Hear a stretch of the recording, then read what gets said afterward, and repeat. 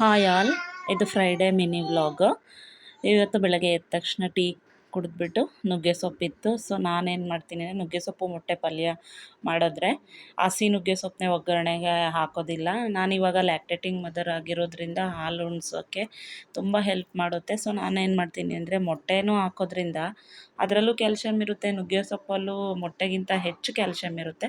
So ನಾನೇನು ಮಾಡ್ತೀನಿ ಅಂದರೆ ನೀರನ್ನ ಬಸ್ಕೊಂಬಿಟ್ಟು ಉಪ್ಪು ಮತ್ತು ಮೆಣಸಿನ ಪುಡಿ, ಬೆಳ್ಳುಳ್ಳಿ ಚೂರು ಒಗ್ಗರಣೆ ಮಾಡ್ಕೊಂಡು ಸೂಪ್ ಥರ ಮಾಡ್ಕೊತೀನಿ. ನಾನು ಅದನ್ನ ಹಂಗೆ ಡೈರೆಕ್ಟಾಗಿ ಕನ್ಸ್ಯೂಮ್ ಮಾಡ್ತೀನಿ. ಅದಾದಮೇಲೆ ಒಂದು ಪ್ಯಾನ್ಗೆ ಎಣ್ಣೆ ಹಾಕಿ ಸಾಸಿವೆ ಚಟ್ಪಟ ಅಂತ ಸಿಡಿದ್ಮೇಲೆ ಕರಿಬೇವು, ಈರುಳ್ಳಿ, ಮೆಣಸಿನ್ಕಾಯಿ ಹಾಕ್ಬಿಟ್ಟು ಸೊಪ್ಪು ಹಾಕಿ ಸಾಟ್ ಮಾಡಿಬಿಟ್ಟು ನೆಕ್ಸ್ಟು ಮೂರು ಮೊಟ್ಟೆ ಒಡೆದ್ಬಿಟ್ಟು ಹಾಕಿದ್ದೀನಿ. ಅದೆಲ್ಲ ಆದಮೇಲೆ ಸ್ವಲ್ಪ ಧನಿಯಾ ಪುಡಿ, ಕಾಯಿ ತುರಿ ಉದುರಿಸಿ ಹಸಿ ಇದು ಸ್ಮೆಲ್ ಹೋಗೋವರೆಗೂ ಸಾಟ್ ಮಾಡ್ತೀನಿ. ಅಷ್ಟೇ, ನಾವು ಹಂಗೆ ಸೊಪ್ಪು ತಿನ್ಕೊತೀವಿ.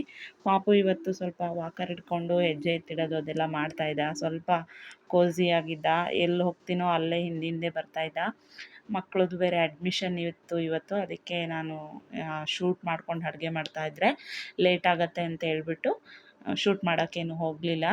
ಪಾಪುನ ಸ್ವಲ್ಪ ಹೊತ್ತು ಹಂಗೆ ಸಮಾಧಾನ ಮಾಡಿ ಅದಾದಮೇಲೆ ಕಸ ಬಂದಿತ್ತು ಅಂತ ಕೆಳಗಡೆ ಹೋದೆ.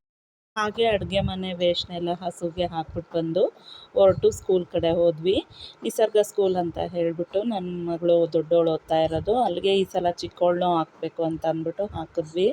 ಪಾಪುನ ಅವ್ರ ಮ್ಯಾಮೇ ಎತ್ಕೊಂಡು ಹೋಗ್ತಾಯಿದ್ರು. ಪಾಪ ಅವ್ರ ಮೇಲೆ ಸುಸು ಮಾಡಿಬಿಟ್ಟ. ಸ್ಕೂಲ್ ಆ್ಯಂಬಿಯನ್ಸು, ಎಜುಕೇಷನ್ನು, ಸ್ಟಾಫು ಎಲ್ಲ ಚೆನ್ನಾಗಿದೆ. ಫೀಸ್ ಕೂಡ ಅಫೋರ್ಡಬಲ್ ಆಗಿದೆ.